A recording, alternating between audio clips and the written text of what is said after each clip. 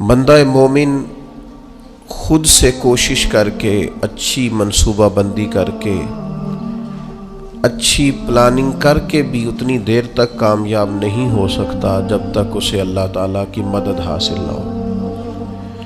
اللہ تعالیٰ کی مدد جن لوگوں کے شامل حال ہوتی ہے وہ بظاہر کمزور بھی ہوں، بظاہر بہت لمبا چوڑا تعارف نہ بھی رکھتے ہوں، بظاہر کوئی بہت بڑی افرادی قوت بھی ان کے پاس نہ ہو، لیکن اللہ کی مدد اگر انہیں شامل ہو تو پھر کسی میدان میں وہ پیچھے نہیں رہتے، بلکہ اللہ تعالیٰ انہیں کامیابیاں عطا فرماتا ہے۔ اللہ کی مدد کیسے ملتی ہے؟ کون سے ایسے کام کیے جائیں، کون سے ایسے اعمال کیے جائیں جن کی وجہ سے اللہ تعالیٰ کی مدد اور رحمت بندے کے شامل حال ہوگی؟ تو بنیادی طور پر تو دو باتیں ہیں جن کو سمجھنے کی بڑی ضرورت ہے کہ وہ دو چیزیں کسی شخص میں اگر پائی جاتی ہیں تو اسے تائید الہی حاصل ہو جاتی ہے۔ وہ شخص بڑی جلدی تھوڑے وقت میں لمبے سفر طے کرتا ہے، منزلیں اسے آسان اور قریب دکھائی دیتی ہیں، اس کے دشمن، اس کے مخالفین، اس کے حاسدین ساری کاوشوں کے باوجود اس کا کچھ بگاڑ نہیں سکتے۔ وہ محسوس کرتا ہے کہ میں رستوں پہ چڑھتا ہوں تو میرے لیے رستے آسان ہو جاتے ہیں۔ دو بنیادی چیزیں، ایک ایمان کامل کی دولت اور دوسرا اخلاص کے ساتھ جد و جہد کوشش۔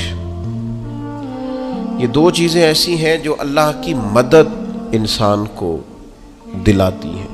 قرآن مجید فرقان حمید نے بڑا واضح اور بڑا واشگاف انداز میں اعلان فرمایا ہے، فرمایا وَلَا تَهِنُوا وَلَا تَحْزَنُوا وَأَنْتُمُ الْأَعْلَوْنَ إِن كُنتُم مُؤْمِنِينَ۔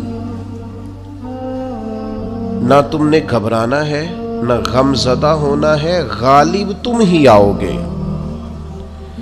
غلبہ تمہارے نصیب میں لکھا ہے، شرط صرف اتنی ہے ان کنتم مومنین، اگر تم کامل مومن ہو تو۔ اگر تم مومن ہو تو غلبہ تمہیں ملے گا، فتح تمہیں ملے گی، مدد تمہاری کی جائے گی، شرط یہ ہے کہ تم کامل مومن ہو۔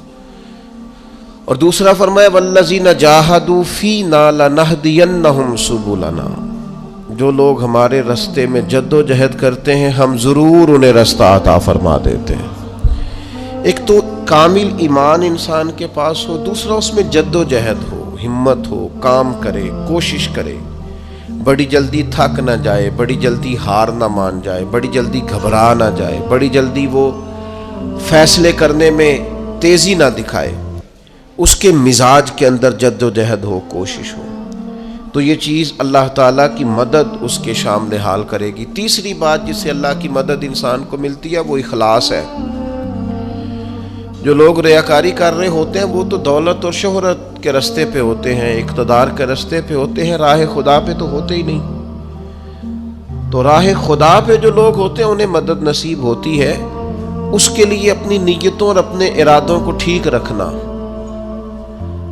اپنی نیتوں کا وضو رکھنا بڑا ضروری ہوتا ہے۔ جن لوگوں کے اندر اخلاص ہوتا ہے انہیں اللہ کی مدد ملتی ہے۔ جو ریاکار ہوتے ہیں، تصنع بناوٹ والے ہوتے ہیں، وہ تو صرف ماحول کے اندر اپنے حق میں رائے قائم کرنا چاہتے ہیں، ان کو مدد الہی کیسے ملے گی؟ چوتھی بات یہ ہے کہ مدد ملتی ہے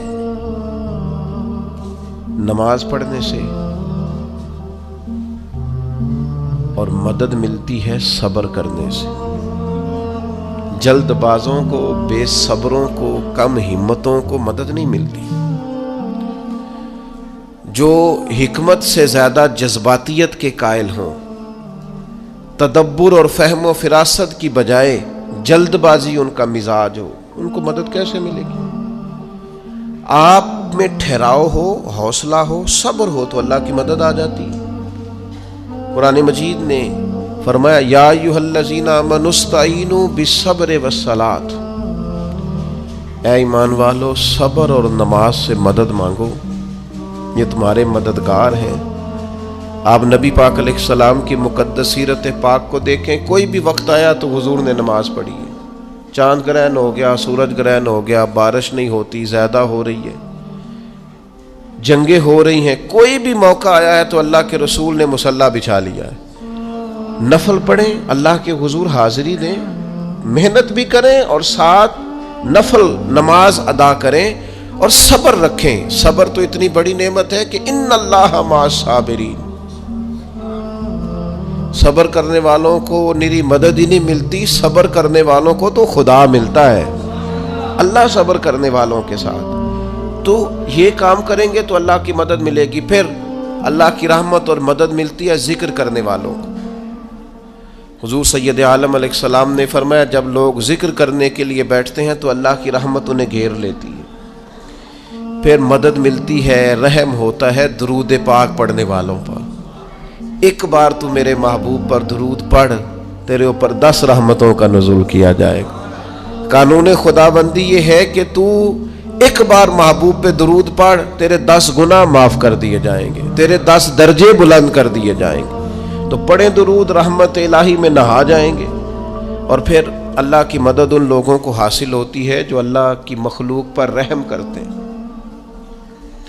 مخلوق خدا پر جتنا دل بندے کا نرم ہوتا جائے، رحم والا ہوتا جائے، اتنی اسے اللہ کی مدد ملتی جاتی ہے. نبی پاک علیہ السلام نے فرمایا تم اللہ کی مخلوق پہ رحم کرو، اللہ تمہارے اوپر رحم فرمائے گا. اللہ تم پر رحم کرے گا، تم مخلوق خدا پہ رحم کرو. تو یہ چند چیزیں ہیں جن کی وجہ سے انسان کو اللہ کی مدد ملتی ہے. ان کو اپنایا جائے، ان کے مطابق اپنی زندگی کو ڈھالا جائے، مدد الہی نصیب ہو جائے گی. ایک چھوٹا سا پہلو دوسرا بھی آپ کی خدمت میں عرض کرنا ہے. جس طرح کچھ چیزوں سے اللہ کی مدد اور رحمت حاصل ہوتی ہے نا، اسی طرح کچھ کام کرنے سے اللہ ناراض ہو جاتا ہے، اس سے مدد الہی دور چلی جاتی ہے. سب سے پہلی چیز یہ ہے کہ جب لوگ اللہ کی یاد سے منہ موڑتے ہیں نا، تو اللہ فرماتا ہے وَمَنْ أَعْرَضَ عَنْ ذِكْرِي فَإِنَّ لَهُ مَعِيشَةً ضَنْكًا. اگر تم میری یاد سے منہ موڑو گے تو میں تمہارے لیے زندگی تنگ کر دوں گا. تمہاری معیشت تنگ ہو جائے گی اگر تم نے میری یاد سے منہ پھیر لی. اللہ کے ذکر سے اور اس کی یاد سے منہ پھیر کر فقط اپنے بازو کی قوت پر بھروسہ کرنا، یہ کوئی عقل مندی اور دانش مندی کی علامت نہیں ہے. دوسری بات یاد رکھیں، جو لوگ بے یقین ہوتے ہیں نا، یقین کی دولت جن کے پاس نہیں ہوتی، ان کے پاس بھی اللہ کی مدد نہیں ہوتی. اللہ کی مدد تو یقین والے لوگوں کو ملتی ہے. جن لوگوں کا یقین مضبوط ہوتا ہے نا، ان کو مدد ملتی. اور پھر جو مستقل ڈیوٹی کرتے ہیں، مستقل تھوڑا سا کام کرنے کے بعد جو تھک جائے، تھوڑی سی کوشش کے بعد جو پریشان ہو جائے، ان لوگوں کو اللہ کی مدد نہیں ملا کرتی. اللہ کی مدد ان لوگوں کو ملتی ہے جو مستقل کوئی کام کرتے ہیں، جو کوئی ڈیوٹی کرتے ہیں، جو کوئی کام سر انجام دیتے ہیں. اسی طرح جو لوگ مستقل کام کرتے ہیں انہیں مدد ملتی ہے. جو مستقل مزاج نہیں ہوتے انہیں اللہ کی مدد نصیب نہیں ہوتی. ان الذین قالوا ربنا اللہ ثم استقاموا تتنزل علیہم الملائکہ. جن لوگوں نے کہا اللہ ہمارا رب ہے پھر وہ اس پر ڈٹ گئے، یہ وہ لوگ ہیں جن کی مدد کے لیے اللہ فرشتوں کا بھی نزول فرما دیتا ہے. اللہ فرشتوں کا نزول کر دیتا ہے ان لوگوں کے.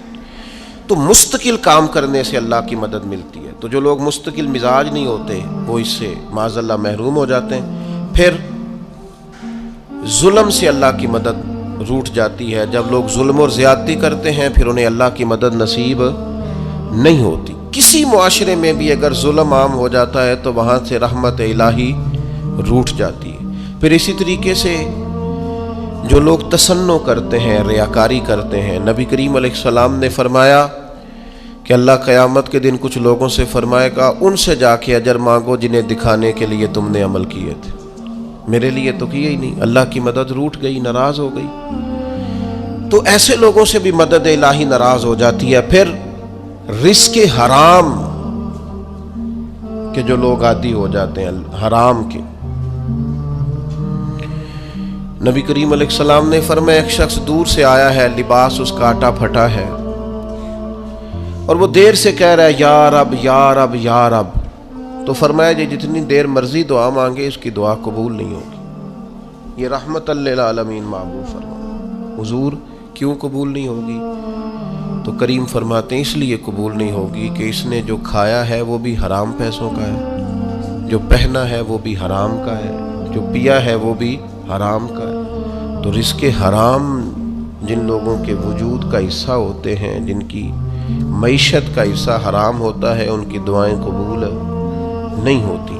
तो मदद इलाही उन लोगों को नसीब होती है जो लोग अल्लाह तबारक व तआला और उसके महबूब की बारगाह से जुड़ जाते हैं। तो ये चंद एक चीज़ें आपके सामने अर्ज़ की हैं। दूसरा, आज हम यहाँ खिराज अकीदत पेश करने के लिए जमा है सैयदा तैयबा ताहिरा हज़रत आयशा सिद्दीक़ा।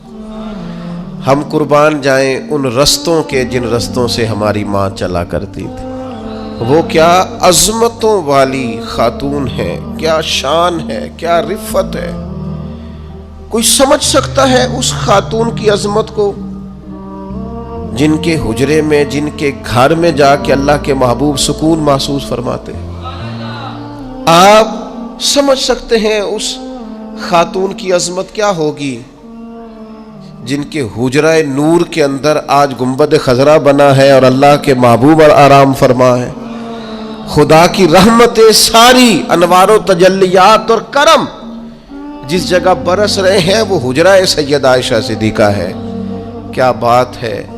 बिनते सिद्दीक आराम जाने नबी हज़रत सैयदा आयशा सिद्दीक़ा को क्या मर्तबा अल्लाह ने अता किया है कि हुजूर फरमाते हैं आयशा आपकी तो सूरत निकाह से पहले ला के मुझे जिब्रील अमीन ने दिखाई कि महबूब इस खातून से अल्लाह आपका निकाह फरमाने वाला है। क्या अज़मतें हैं उस पाकबाज खातून की। लेकिन हज़रत आयशा सिद्दीक़ा की ज़िंदगी का सबसे बड़ा सबक अपनी रूहानी औलाद के लिए, हमारे लिए, हमारी नस्लों के लिए, उम्मत के लिए सबसे बड़ा सबक सैयदा आयशा सिद्दीक़ा की ज़िंदगी का है पढ़ना पढ़ाना, दीन पढ़ना। उन्होंने अहादीस याद की, उम्मत तक पहुँचाई। सबसे बड़ा उनका सबक पढ़ना पढ़ाना है। उम्मत अगर हुजूर की बातें याद करती है, आगे सिखाती है, पढ़ती है, आगे पहुँचाती है, तो फिर वो उस सबक को याद करती है। अल्लाह तबारक व तआला हमारी इस बज़्म को अपनी बारगाह में कबूल फरमाए।